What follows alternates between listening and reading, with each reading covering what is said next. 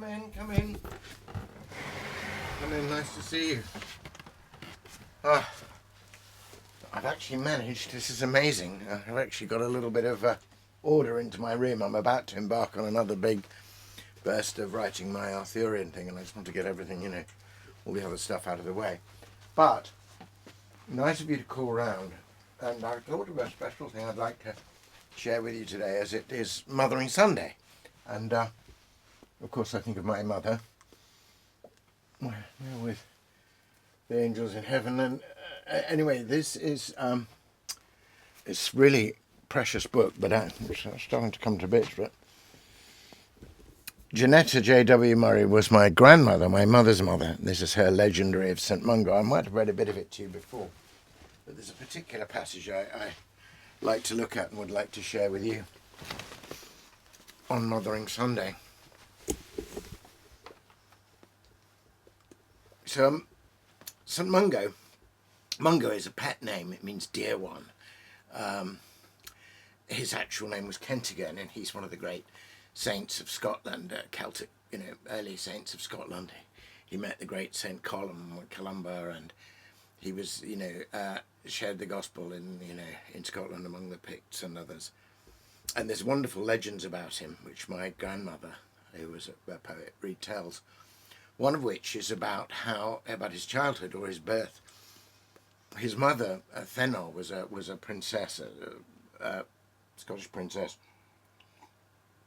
And there are different versions of this story, whether she had a liaison or whether she was actually perhaps the victim of a forced, a victim of rape. But she became pregnant out of wedlock, and her father, in one version, has her thrown off a cliff, but she survives. She survives, she has the baby, but then she's just put into a coracle and pushed with the babe and pushed out to sea, assuming that will be the end of both of them. But God has other plans, and the coracle survives storms and then comes to shore where another saint, Saint Cerf, a hermit saint, comes down and finds it, and he sees this woman who's clearly dying. I mean, she's light as a feather as he carries her to and the babe.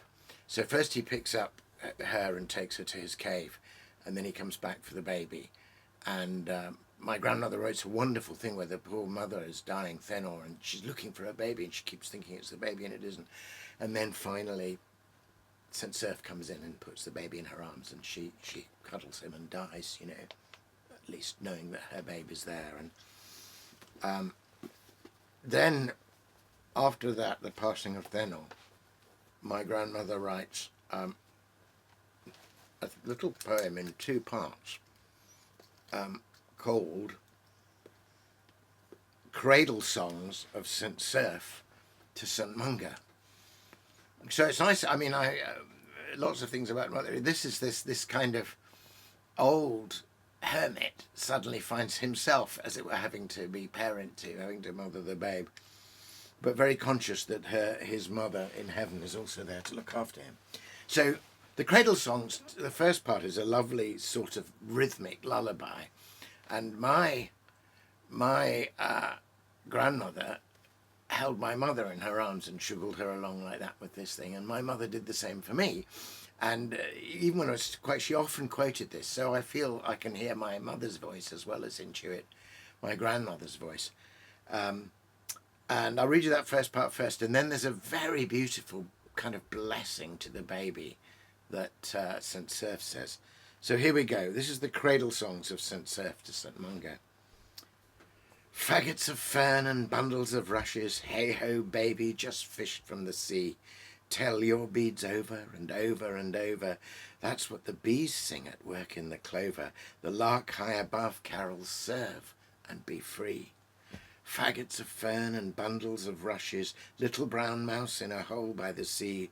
Always believe 'tis the best of all weather. That's what the bees sing at work in the heather. Though gulls tell of storms that may toss you and me. Faggots of fern and bundles of rushes, sleep little baby, left lonesome with me. osier, cradle, and eider-down pillows.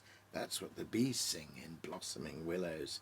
Sleep, says the sough of the oncoming sea. That's a lovely sound of the sea. Sleep, says the sough of the oncoming sea.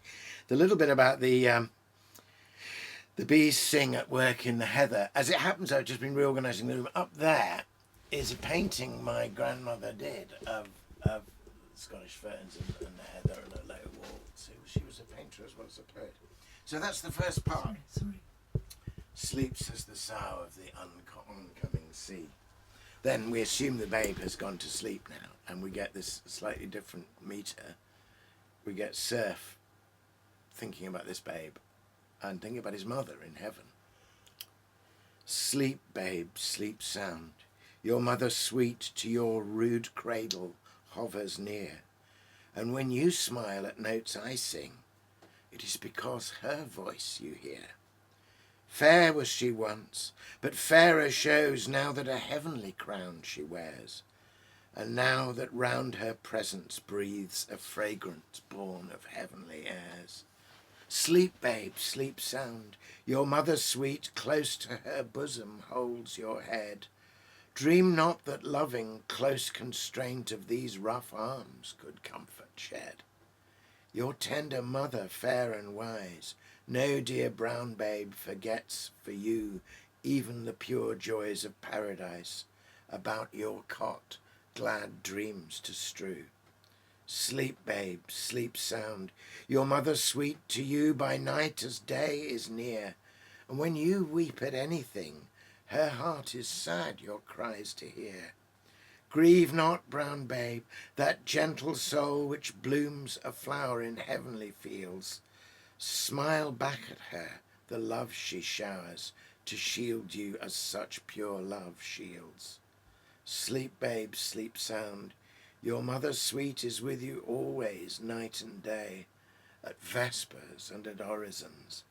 Our prayers are those she bids us say. And of course the babe grows up to be St. Mungo and learns to pray from St. Cerf. And the next poem goes on to tell of the wonderful miracle he does when he's about 7.